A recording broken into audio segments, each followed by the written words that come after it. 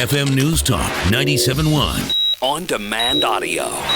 Our guest right now is Paul Berry. He's a candidate in the 1st Congressional District here in Missouri. And Paul, how are you, my friend? Hey, Mark, how you doing? Hey, Thanks I'm for good. taking a little bit of time.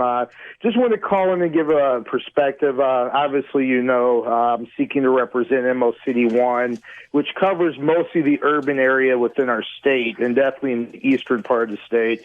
And, you know, I just want to say a hashtag real quick because everybody's gotten real hashtag friendly. Okay. American lives matter.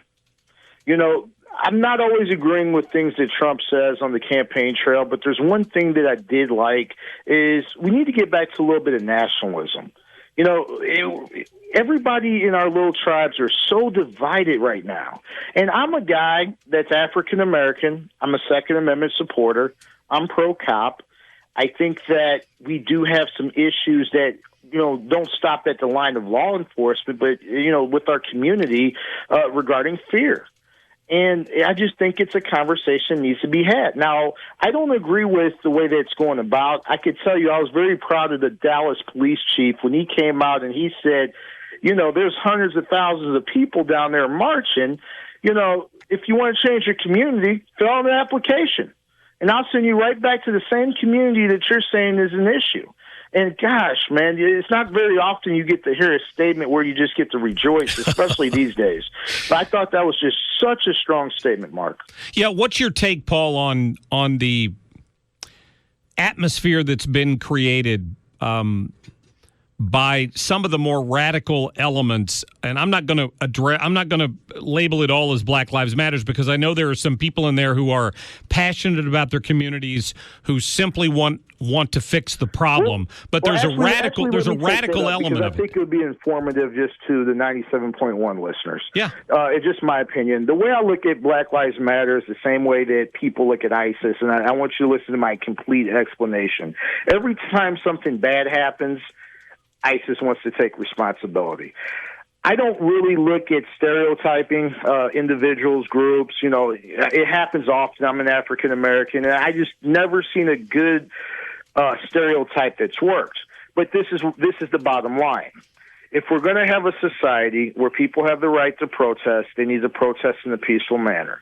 And we should never take that away. You know I'm a constitutionalist.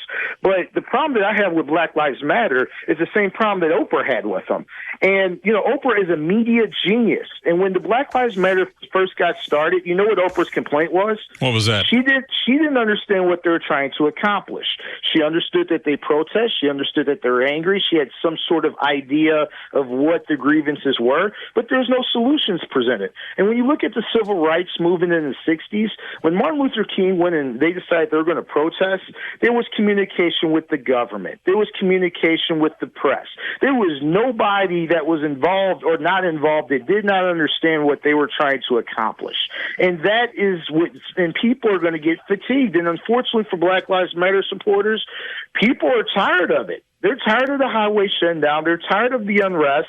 And people that might have, on an intelligent level, said, you know, maybe we need to look at A, B, or C. They're not going to buy into the brand, if that makes any sense. Sure. And that is very detrimental to the effort of people like myself.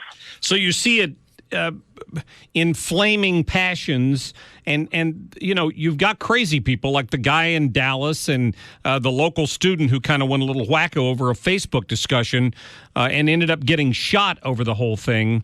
How do we diffuse this, Paul?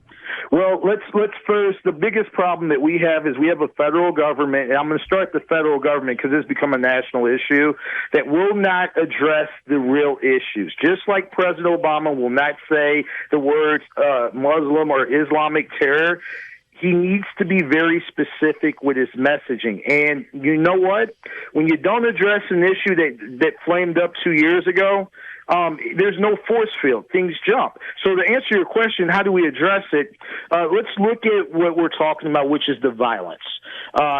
You know, in St. Louis area, which is where our main concern needs to be, violence comes from domestic violence. It comes from people that are crazy, and it comes from criminal element. We haven't really had any terrorism here, so that is the fourth That is the fourth one that I guess you could say. Now, the problem with the street crime is we have a Department of Corrections. We're paying $39,000 a year for a bed, and we got too many nonviolent offenders in prison. We have to recalculate how we run our criminal justice system. Mm-hmm. It's not because you have the $100,000 lawyers why you need to go home. The lawyers should only be there to advocate the case. Once you're guilty, okay, just because you got a great lawyer should have no bearing whatsoever on sentencing. But you also have to look at how we get our judges. In the St. Louis area, they're all appointed. And you understand how appointments work, okay? Sure. And if you have the Missouri Bar Association that creates the recommendations, and the defense attorneys are members of that, and the more successful defense attorneys are more prominent on that board, well, you're going to get sentencing that's skewed. And that's the bottom line problem. You know, why is it? I don't want anybody with a driving while suspended if there's not a DWI attached in prison. Right. I don't want any person that doesn't pay child support in prison. There's other options to punish those people that we can utilize that we should be putting a murderer or a carjacker in that same cell. So, I mean, I think that's a good place to start. And you know, acknowledging that if we've got rampant problems in a department with black people being treated differently than white people in these situations, the elected officials in that community should be responsible for taking care of that problem. Well, and also let me say this. I think that on both sides it's a little bit overblown. Now, it's hard to use the word overblown when somebody's died, but I'm trying to look at this like a cancer doctor on a macro level. Obviously, if my relative died, I wouldn't be saying it's not such a problem. But what I'm saying is that what we need to do as a community is the police officers are required to enforce a lot of stupid laws. And I say it all the time. They are the front line, they're the front line of our criminal justice system. So if there's a stupid ordinance in Pagedale that says that you cannot drink a beer within 100 feet of a barbecue grill in your backyard, right, and the cop has to enforce that, what type of impression does that give the guy that works his butt off, stays out of trouble, tells his kid to respect the police, and while he's having a barbecue with his family, he's arrested? Yeah. So I don't blame the cop for that, because did they create that law? No. You know, our cops, they're just out there sort of doing what they're supposed to be doing for the most part. Do we have bad cops? Yeah. Do we have thugs in St. Louis? Absolutely. But I'm not willing to write off the black race or the whole law enforcement industry based upon a couple bad apples. Yeah. And once we start turning the tide, you're always going to have the bad apples, Mark, but we got too many people in the gray area, too many people unsure of their own position, and everybody's just trying to get as far left or as far right as possible. So, yes, I can say I love cops and I support them, but I can also say that if a cop shoots somebody for the wrong reason, that he has to go.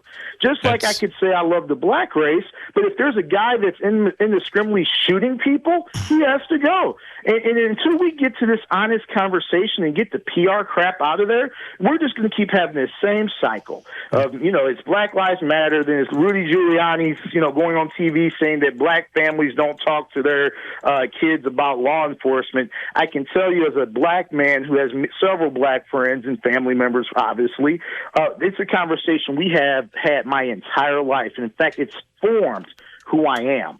Now, the difference is that I was able to get myself in a position where that opinion was never changed.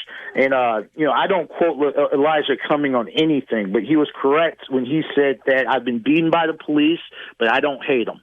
And I've had bad things happen driving, even as a congressional candidate.